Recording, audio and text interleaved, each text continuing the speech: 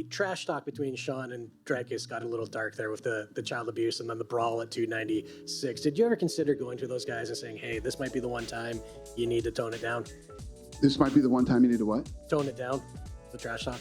I don't tell anybody to do anything. I don't try to control any other human beings in any way, shape, or form. You obviously give a long leash to your fighters about, what they can say when they are up there with a UFC microphone and you are getting into territory of homophobia, transphobia. Like, is there... I don't give anybody a leash.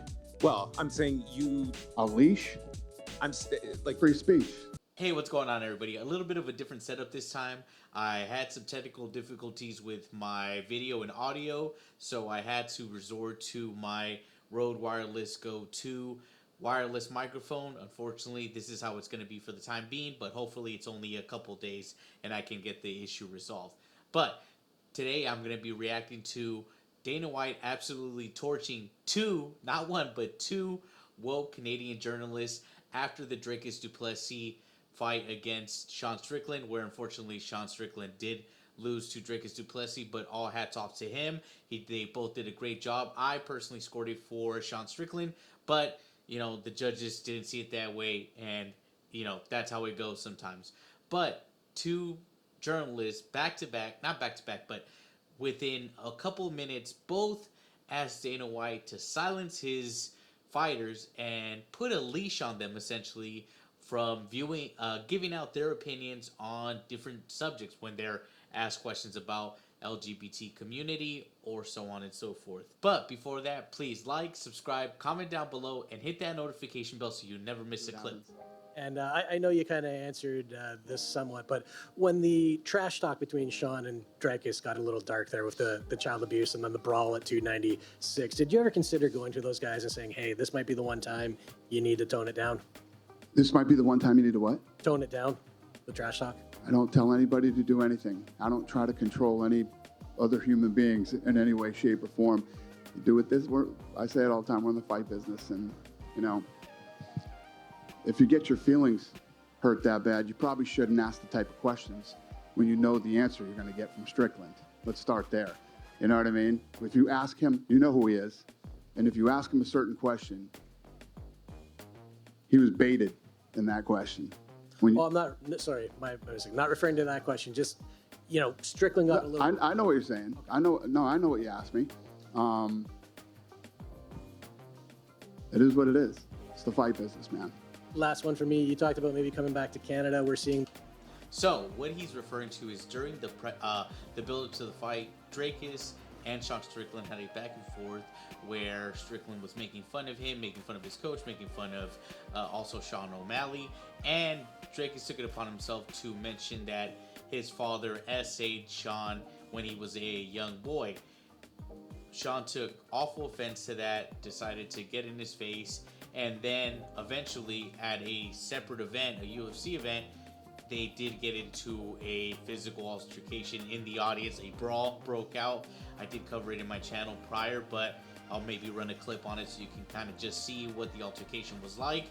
And this reporter is kind of like, hey, when situations like that are coming up, do you think it'd be let them know to not bring up certain topics? But as Dana White clearly says, they want to put fighters in a progressive woke kind of, oh no, they should be this way or they should act this way. But it's a quote. It's cheesy, but they always say, all's fair in love and war. These people can't understand that these men are literally going to battle. They're literally going to go to war against each other. Physical combat. So if they can get a mental edge by, saying something or even getting into a scuffle in the audience, these fighters are going to take that opportunity. Dana White has taken accountability and said that it was his fault for sitting Dreykus and Sean Strickland so close to each other. He took ownership for the actual physical altercations prior to their fight. But as far as the talking, listen, in the lead up to fights, crazy things are going to be said. People are going to say the most. But what we're almost always guaranteed to see at the end of the fight, win, lose, draw, is you will see the fighters shake hands, hug, embrace each other, because they just shared a moment that that these journalists will never understand what it's like to be in combat of any kind, whether it's physical, in strenuous combat. They've never probably done jujitsu, done any kind of, MMA or boxing, kickboxing, anything like that. So they don't, the concept of, trash talk and then, being okay afterwards is foreign to these guys. So that's kind of what he was alluding to. Like, hey, tell these guys, put a chokehold on the whole, conversations of like parents and essays and wives and, assaults of children, what have you, whatever it might be. And Dana White is quick to diffuse it and be like, no, this is the fight business. We're not doing that. So, but let's go ahead and check out the second clip. This one gets a little bit more to the actual meat and potatoes of what Dana White was saying, that they were alluding to the, trans agenda and all that, and the homosexual stuff. But let's check it out. I want to go back.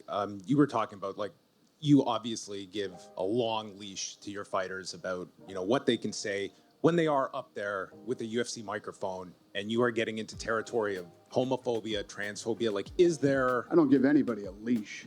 Well, I'm saying you. A leash? Like free speech. And control what people say. Gonna tell people what to believe. Gonna tell people. I don't fucking tell any other human being what to say, what to think, and there's no leashes on any of them. What is your question? I was asking that question. I'll move on, though. Yeah, probably a good idea.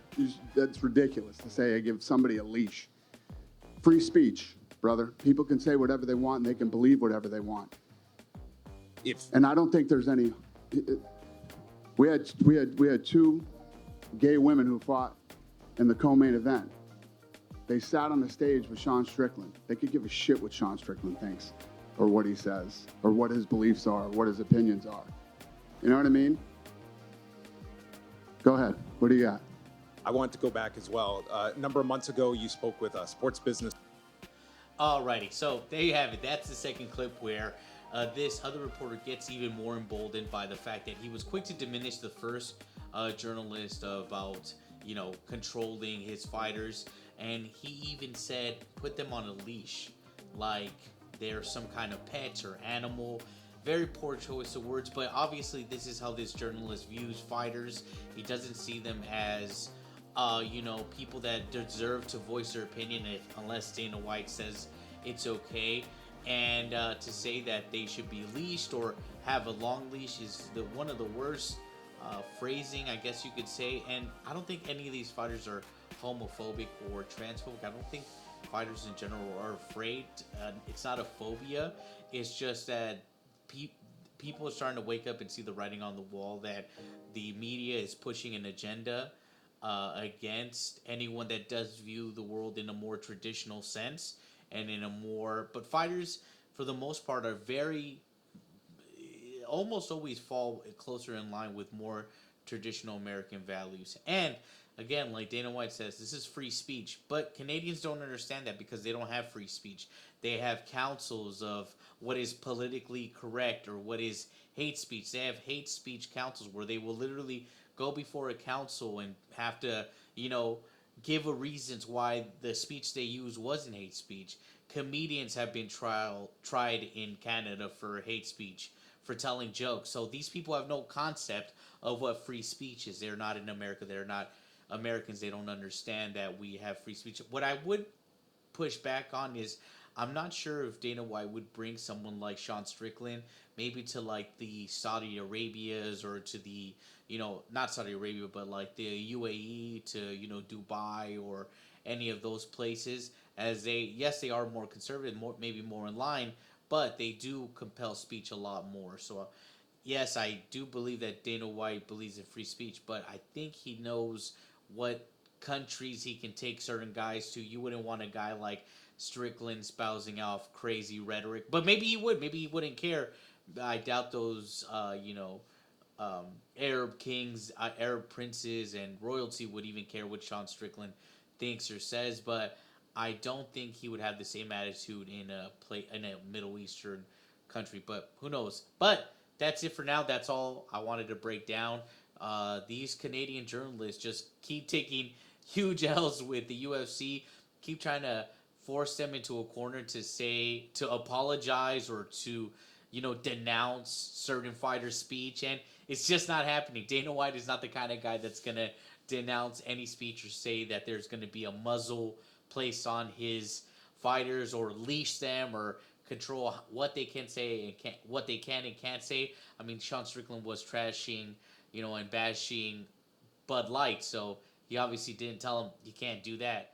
But unfortunately for now, until the issues get resolved, I will be using the Rode Wireless Go 2, and hopefully it's sooner than later because it is a lot more difficult.